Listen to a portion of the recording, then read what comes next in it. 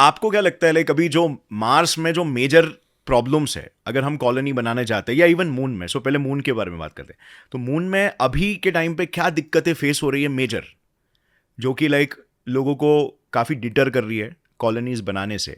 So what do you think, what are the major challenges that we are facing on Mars and moon both? Long term ऐसा सो पहुंचना तो problem नहीं हाँ. है, it has Yes. Been very well demonstrated. Yes. Actually रहना भी सो हमारा सबसे बड़ा चैलेंज है extra terrestrial habitat.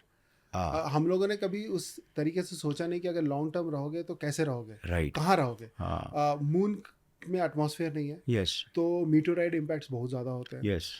Which are deadly. Yes. There is no way you can prevent it and Right. You can do anything about it. तुम हाँ. कितना भी अच्छा घर बना लो, मीटोराइड इम्पैक्ट होगा तो वो तो उड़ जाएगा. Hmm.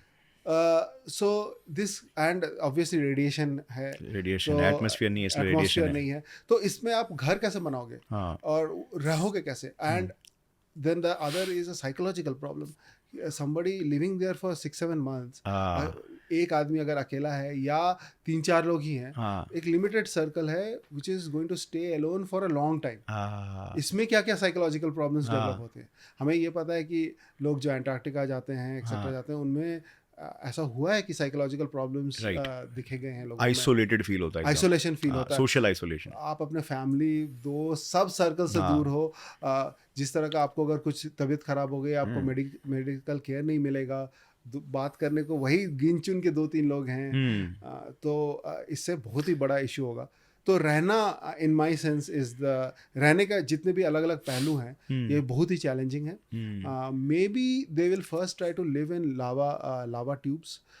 सतह पर नहीं रहने की कोशिश करेंगे. सतह बहुत ज़्यादा चैलेंजिंग है मून के लिए. फिर लावा ट्यूब्स में जैसे जैसे पहले रहेंगे, फिर अलग अलग चैलेंजेस आते जाएंगी. आप एनर्जी कैसे लाओगे, सोलर पैनल्स तो सतह पे ही रहनी पड़ेंगी जिससे आप एनर्जी ये कर सको. वो डैमेज हो गए तो क्या होगा.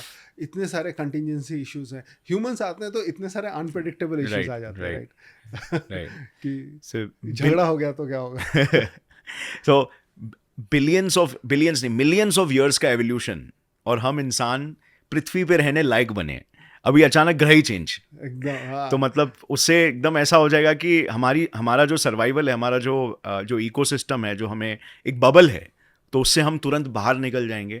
और आई थिंक यही रीज़न है कि साइंटिस्ट लोग शायद यही फिगर आउट नहीं कर पा रहे कि यार फर्स्ट बैच ऑफ ह्यूमंस को वहाँ पे भेजेंगे तो ये सारे प्रॉब्लम्स जो आपने डिस्क्राइब किए, ये प्रॉब्लम से कैसे जूझा जा सकता है, और इस वजह से शायद स्लो हो रहा है.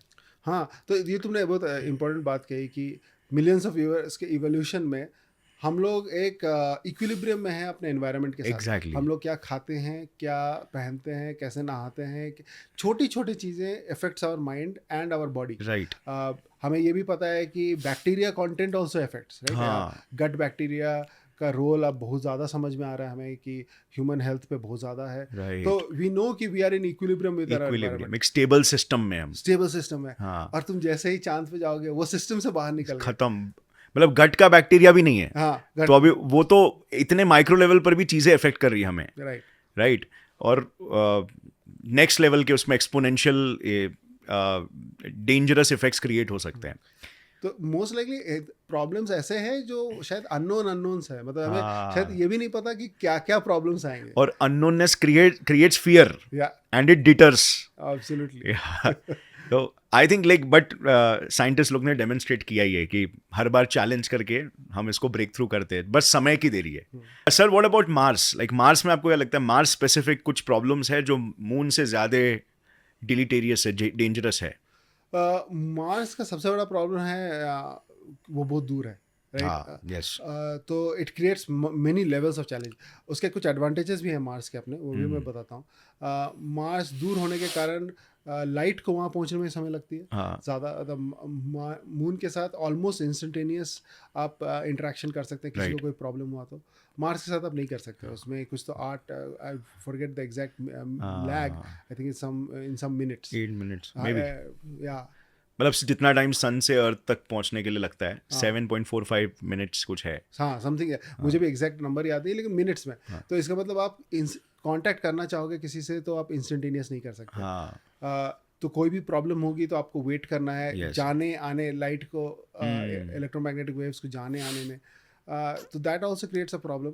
सेकंड इज कि क्योंकि इतना दूर है, अटेम्प्ट्स टू गेट मटेरियल, जैसे हाँ हम इंटरनेशनल स्पेस स्टेशन में हाँ बहुत ही रेगुलर टाइम इंटरवल्स पे मटेरियल भेजते रहते हैं. हाँ तो which is why space x भी जाके डॉकिंग करता है, मटेरियल रीसप्लाई करता है. यस जैसे जैसे वो डिस्टेंस बढ़ता जाएगा, वो redocking resupplying becomes a big problem. Right. तो मून पे फिर भी आप, मून भी दूर है, उसमें भी प्रॉब्लम्स आएगी. लेकिन मार्स तो बहुत ज़्यादा दूर है. तो इसमें आपको सबसे ज़्यादा प्रॉब्लम आएगा. तो जो भी लोग जा रहे हैं, they have to face the eventuality कि अगर कोई प्रॉब्लम हो गया तो शायद कोई ना आए आपको हेल्प करने. आप जो इनिशियल है बस वही हैं. तो अब कोई भी प्रॉब्लम आप ही को संभालना है, आप ही को इमरजेंसी में आप ही को ऑपरेट करना है, आप ही को सब कुछ करना है.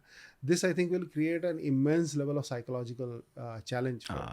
तो आई एम श्योर कुछ लोग होंगे जो कर पाएंगे, लेकिन इट्स नॉट ईजी. राइट. और आई थिंक ये भी सवाल खड़ा करता है कि अभी मार्स तो फिर भी फेयरली नज़दीक है. Like what about the nearest solar system, Alpha Centauri, for example? तो वहाँ तक कम्युनिकेशन में कितना टाइम लग जाएगा? बिकॉज लाइट से फास्ट तो कम्युनिकेशन हो ही नहीं सकता. राइट.